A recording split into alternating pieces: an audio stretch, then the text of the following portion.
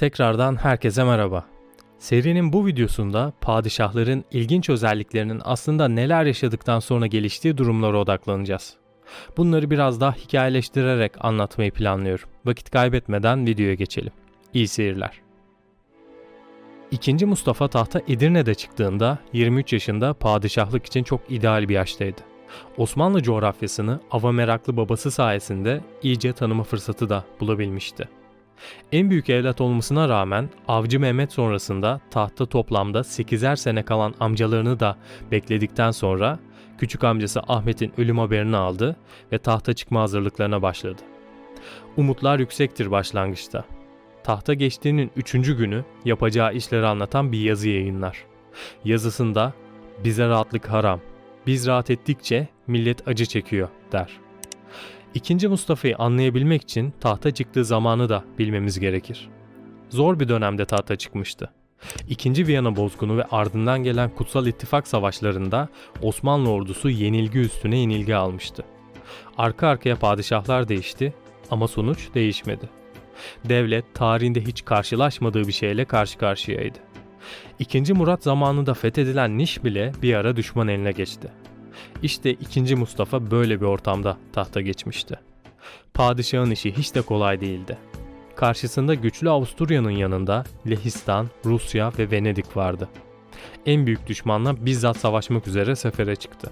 2 kez Avusturya ordusunu yendi fakat daha önce arka arkaya alınan yenilgiler divanda o kadar etki bırakmıştı ki vezirler padişahın kazanılan zaferler üzerine Macaristan'a girme isteğini engellediler. Kendisi gözü kara ve yaman bir padişah olsa da paşaları ve vezirleri işe yaramayan adamlar olduğundan batıya yaptığı seferlerden eli boş dönmüştü. 2 seferde de ordu Avusturyalıları yenmesine rağmen ne bir kale ne de bir toprak almadan geri döndü. Bunların üzerine padişah 3. kez sefere çıkma kararı aldı. 2. Mustafa önderliğinde başlayan sefer sırasında Macaristan'a girilmesine karar verildi. Zenta'da köprü kuruldu ve ordu nehri geçmeye başladı. Fakat Osmanlılar daha önce yaptıkları bir hataya düştüler. Eski savaşların birinde Avusturya ordusu Osmanlıların nehri geçmesine izin vermiş, ordunun yarısı nehri geçmişken köprüyü top ateşine tutup çökeltmiş, kendi tarafında kalan askerleri bozguna uğratmıştı. Osmanlılar bundan ders alacaklarına tekrar tedbirsiz bir şekilde nehri geçmeye başladılar. Geçiş sürerken Avusturya ordusunun yaklaştığı haberi geldi. Bunun üzerine zaten en başından beri Macaristan'la savaşma fikrine karşı olan sadrazam, ordunun yenileceğini düşünerek hiç olmazsa kalan kısmını kurtarırım düşüncesiyle karşı tarafa geçişi oldukça yavaşlattı. Padişah ise tam tersine bir an önce ordunun tamamının karşı tarafa geçip savaş pozisyonu almasını istiyordu. Bu duraksamayı gören Avusturyalılar hızla Osmanlı ordusuna yaklaştı ve orduyu ikiye ayrılmış bir şekilde yakaladı. Hemen köprüyü havaya uçurdu ve karşıya geçmiş askerlere saldırdı. O zamana kadar karşıya sadece Yeniçeriler geçmişti ve son askere kadar savaştılar. Tamamen yok olmadan önce bozgundan sorumlu tuttukları sadrazamı da parçaladılar. Ordunun yarısının imha olması üzerine sefer iptal edildi ve geri dönüldü. Savaştan sonra 2. Mustafa gitmiş, yerine adeta yeni biri gelmişti. Zenta bozgunundan sonra 2. Mustafa bir daha sefere çıkmadı ve barış yapılması gerektiğine karar verdi. Böylece Osmanlılar Batı'nın üstünlüğünü kabul ettiler. Barış sağlanınca tahta çıkar çıkmaz "Bize rahatlık haram, biz rahat ettikçe millet acı çekiyor" diyen padişah bu sözünü hemen unuttu. Edirne'ye yerleşerek av eğlencelerine başladı. Uzun süre İstanbul'a uğramadığı için İstanbul ekonomisi olumsuz etkilendi. Esnaf ve Yeniçeriler padişahı İstanbul'da istiyorlardı. Büyük bir kalabalıkla Edirne'ye yürüdüler ve padişahı tahttan indirdiler. 8 yıllık 2. Mustafa saltanatı böylece bitti. 2. Mustafa tarihin akışının kaçınılmaz olarak değiştiği bir dönemde padişahlık yapmış ve tek başına bu akışa karşı durmuştur. Biraz şanslı olsaydı belki de bu akışı değiştirebilirdi. Fakat yanına kendi ayarında hiçbir devlet adamı bulamadı ve muhtemeldir ki pes etti. Ondan sonra da hiçbir padişah bir daha ordunun başında sefere çıkmadı. Ondan sonra hiçbir padişah bir daha batıya kafa tutmaya cesaret edemedi. Edirne olayında abi 2. Mustafa'nın tahttan indirilmesini istememiş ancak mecbur kalmıştı. Bu yüzden tahta oturduğu zaman ilk işi bu isyanı tertipleyenlerin kellesini almak oldu. Abi 2. Mustafa ile arası çok iyiydi. Her daim yanında bulunurdu. Ancak abi gibi asker ruhlu biri değil, daha çok barıştan yana biriydi. Ama gerektiğinde de zaten bahsedeceğiz, savaştan kaçınmadı.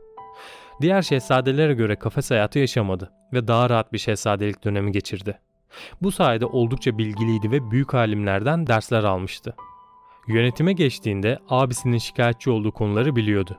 Bu yüzden devlet yönetimini titizlikle idare edebilecek bir vezir arayışı içine girdi. Bu süre zarfında 5 vezir değiştirdi. Büyük hatalar yapmayan kişileri de makamından kolay kolay etmezdi. Osmanlı Devleti açısından önemli bir yere sahip olan, Lale Devri boyunca padişahlık yapan Sultan 3. Ahmet ayrıca iyi bir şairdi ve müzikle de yakından ilgileniyordu. Sultan 3. Ahmet'in padişahlığının ilk günleri tamamen disiplinden çıkmış Yeniçerileri yatıştırma gayretleriyle geçti. Ancak kendisini de padişah yapan Yeniçerilere karşı pek de etkili olamadı. Sultan 3. Ahmet'in sadrazamlığa getirdiği Çorlu Ali Paşa ona idari konularda yardımcı olmaya çalıştı. Hazine için yeni düzenlemelerde bulundu ve birçok savaşta ordusuna önderlik etti. Sultan 3. Ahmet sanılanın ve öğretilenin aksine gayet de iyi bir padişahtır. More'yi geri alır, Safavilerle savaşır, İran'ı işgal eder, Prut Anlaşması öncesi Rusya'yı yener, Korfu Adası için 30.000 kişilik ordu toplar, kendinden önceki ve sonraki hiçbir padişahın Rusya'ya karşı sağlayamadığı başarıyı sağlar. Bu süre içinde Rusya'nın başında Büyük Petro olduğunu da unutmayalım. Çünkü daha önceki dönemlerde Rusya daha beylik düzeniyle yönetiliyordu. Çökmüş ekonomiyi düzeltmiş, sanılanın ve bilinenin aksine ağır vergi koymadan hazineyi doldurmuştur. Ancak kendinden önce başlayan ordudaki çöküş onu da götürmüştür. Ve patronu Halil isyanıyla tahttan indirilmiştir ki patronu Halil isyanını aslında başka bir videoda değerlendirebiliriz. Sonuç olarak Sultan 3. Ahmet duraklama döneminin nadiri padişahlarındandır. Tahttan indirilmesi Osmanlı İmparatorluğu'na büyük zarar vermiştir. 8 yaşından beri kafes hayatı yaşadığı halde zekası ve kuvvetli karakteri sayesinde akıl sağlığını kaybetmediği söylenebilir. Küçük yaşlardan itibaren çeşitli hocalardan dersler aldı. Tarih, edebiyat ve şiirle meşgul oldu. Özellikle kafes hayatında müzikle uğraştı. Fiziksel olaraksa kambur olduğu söylenir. Saltanatı öncesi ve sonrası buhranlı geçen Osmanlı İmparatorluğu tahtta bulunduğu 24 yıl boyunca rahat bir nefes almıştı. Sultan Mahmut 35 yaşındayken padişah oldu ve Kutsal İttifak savaşlarının etkisinin hala sürdüğü bir dönemde tahta çıktı. Avusturya önce 2. Viyana kuşatmasında ardından da 3. Ahmet döneminde Osmanlı'yı yenmiş olmanın verdiği özgüvenle Osmanlı'yı Avrupa'dan atmanın hesaplarını yapmaya başlamıştı. Aynı zamanda da patronu Halil isyanının çıkmasına sebep olan İran cephesinde yeni bir çatışmanın yaşanması kaçınılmaz görünüyordu. İdareyi gerçekten de ele almayı başarabilen Mahmut'un yaptıklarını o dönemlerde hayal bile edemez çoğu kişi.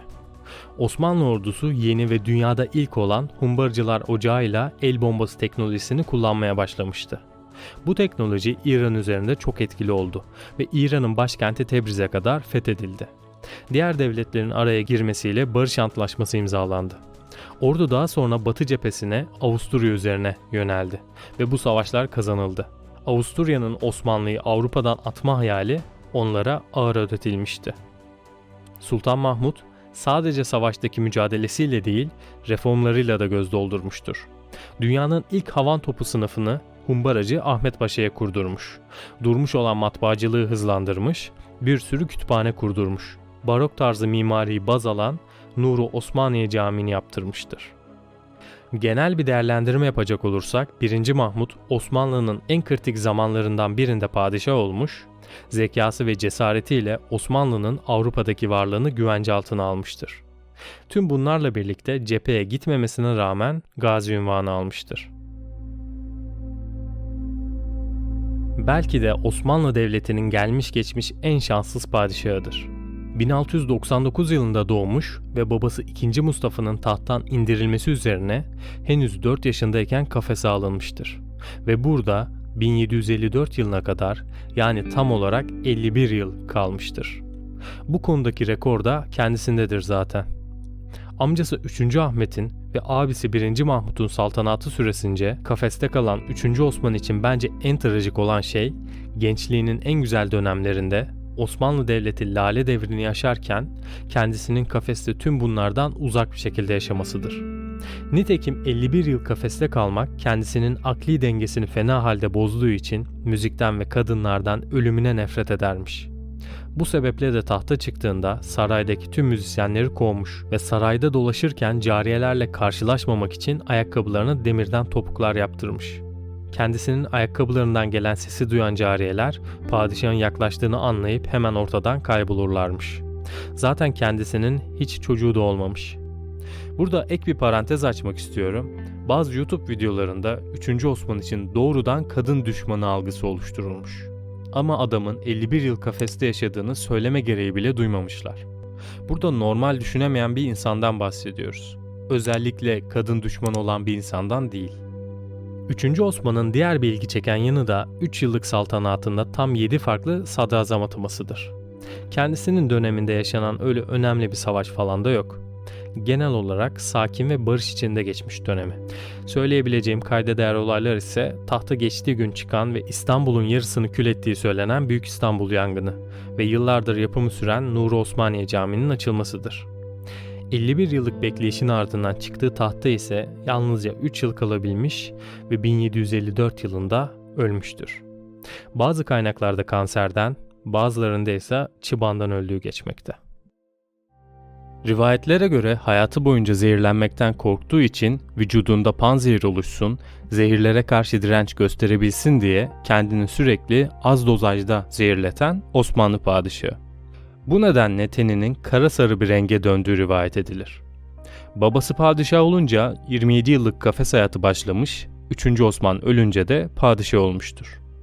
2 dakika süren ve İstanbul'un hemen hemen yarısından fazlasını yıkan büyük depremde evlerini, yakınlarını kaybeden halka devletin bütçesinden hariç kendi mal varlığından vererek yardım etti.